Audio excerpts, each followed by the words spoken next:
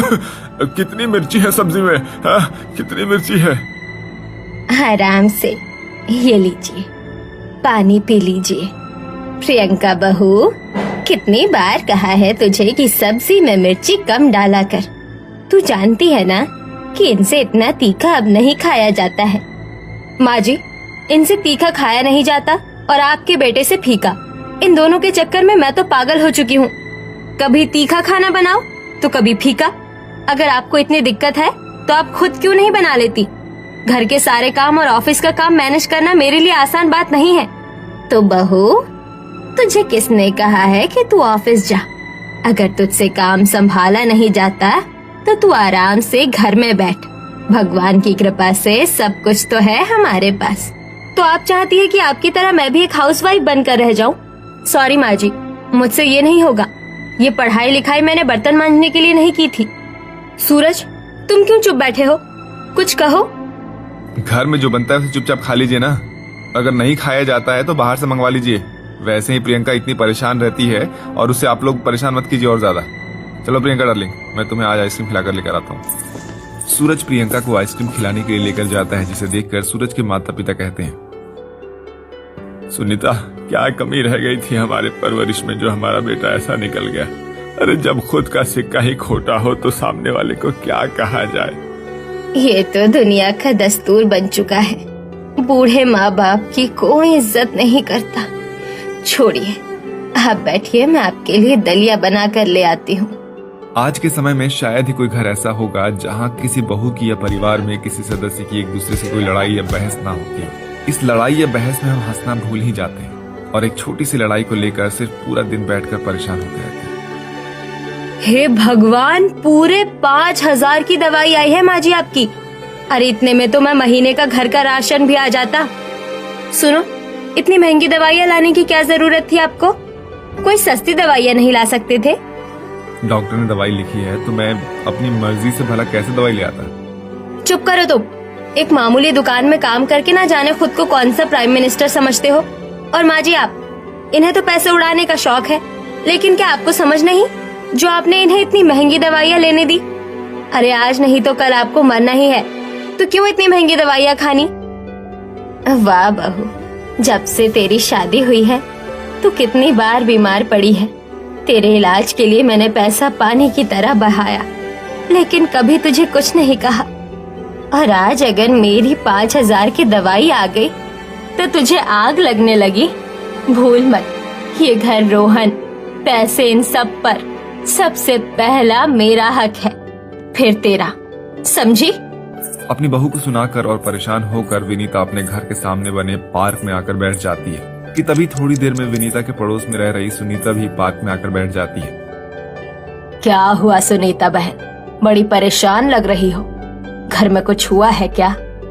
क्या बताऊं विनीता बहन जी, वही बहू की रोज रोज की किचकिच।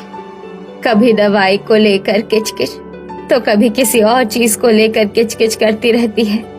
पागल थी मैं जो मैंने अपने बेटे की शादी करवाई। अगर पता होता कि ऐसी बहू आती तो जिंदगी भर अपने बेटे को कुंवारा रखती।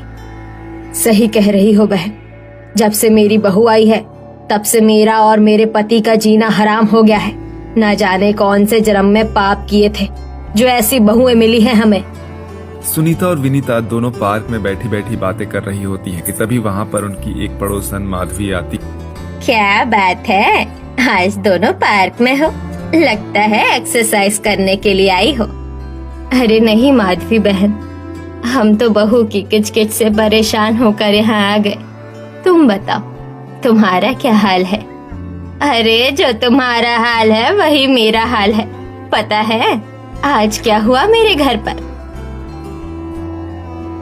रूपाली बहू, तुझे कितनी बार समझाया है कि अब तेरी शादी हो चुकी है, ऐसे छोटे कपड़े तुझे शोभा नहीं देते। अरे कभी कभार तो सूट साड़ी पहन लिया कर। ये सूट सलवार साड़ी आप जैसी बूढ़ी औरतों पर अच्छी लगती है, मुझ जैसी जवान और मॉडल लड़की पर नहीं, समझिए आप। तीनों पड़ोसन अपनी अपनी बहू की बुराई कर रही होती हैं और ऐसे ही दोपहर से शाम हो जाती है। शाम होते ही तीनों पड़ोसन जैसे ही अपने घर जाने के लिए पार्क से निकलती हैं तो देखती हैं कि उनके पड़ोस में रहने वाली एक और पड़ोसन शीतल ढेर सारी शॉपिंग बैग्स लेकर आती है। अरे आप लोग यहाँ, लगता है इवनिंग वॉक पर निकले थे। नहीं, हम तो ऐसे ही आए थे। क्या बात है शीतल जी, आजकल बड़ी शॉपिंग हो रही है। हाँ, वो घर पर बैठे बैठे बोर हो रही थी तो सोचा कि थोड़ी शॉपिंग कर लेती हूँ। मुझे थोड़ा घर पर काम था, मैं चलती हूँ, नमस्ते।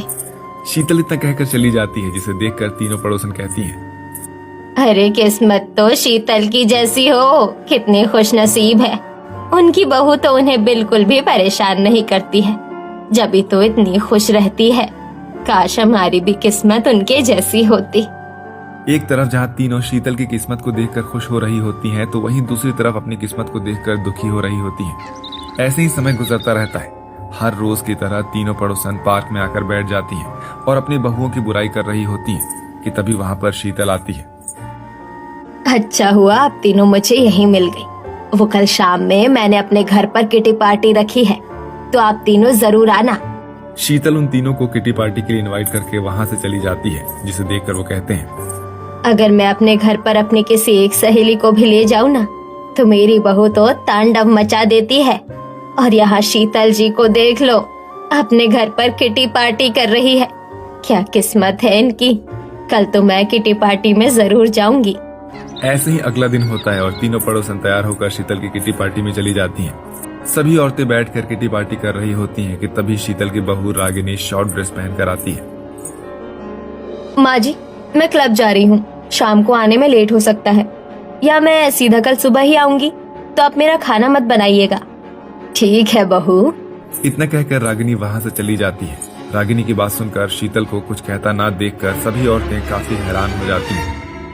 ये क्या शीतल जी, धीरे धीरे रात होने को आई है और आपकी बहू इतने छोटे छोटे कपड़े पहनकर क्लब जा रही है, वो भी आपके मुंह पर बोलकर, और आपने उसे कुछ कहा नहीं।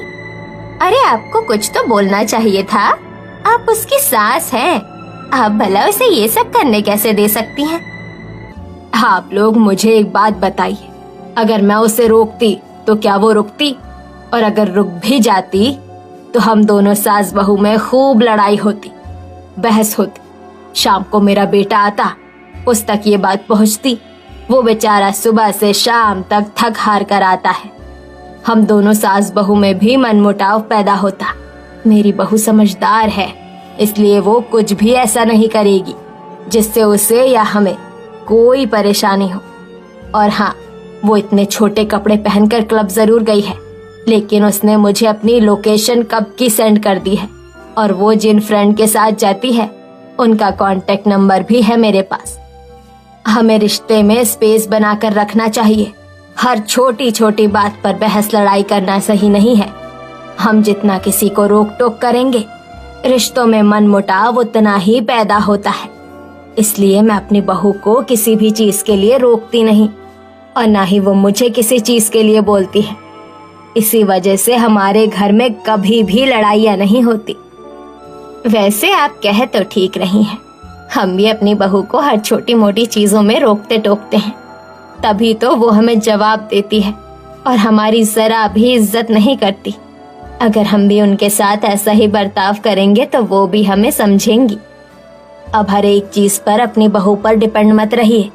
आप सब एक अच्छी खासी फैमिली से हैं, आपके घर में किसी भी चीज की कोई कमी नहीं है, तो आप सब खुद भी तो कर सकती है। आजकल ये जिंदगी का उसूल बन गया है। आप खुद खुश रहिए, आप खुद खुश रहिए, फिर किसी दूसरे के बारे में सोचिए। शीतल की बात सुनकर पार्टी में औरतों को अपनी जिंदगी की सबसे अच्छी सीख मिलती है, जिसके बाद अब सभी औरतें अपनी बहू से छोटी मोटी बातों पर बहस करना, लड़ाई करना, उन्हें रोकना टोकना छोड़ देती हैं और अपने लिए सब कुछ खुद ही करने लगती हैं। सुनीता खाना बनाने के लिए एक मेड रख लेती है। वहीं माधवी अपनी बहू को छोटे कपड़े पहनने पर रोकना टोकना बंद कर देती है। शीतल भी अपनी बहू की तानों और बातों को अनसुना कर खुशी खुशी रहने लगती है। लड़ाई तो हर परिवार में होती है, लेकिन लड़ाई को किस तरह से खत्म करके हम लोग खुश रह सकते हैं, वो बस हमारे ही हाथों में होता है। इसलिए जिंदगी में चाहे कितने भी गम और दुख क्यों ना हो, लेकिन खुश रहना मत छोड़िए। खुशी ही हर गम और दुख को खत्म करने का सबसे बड़ा इलाज है।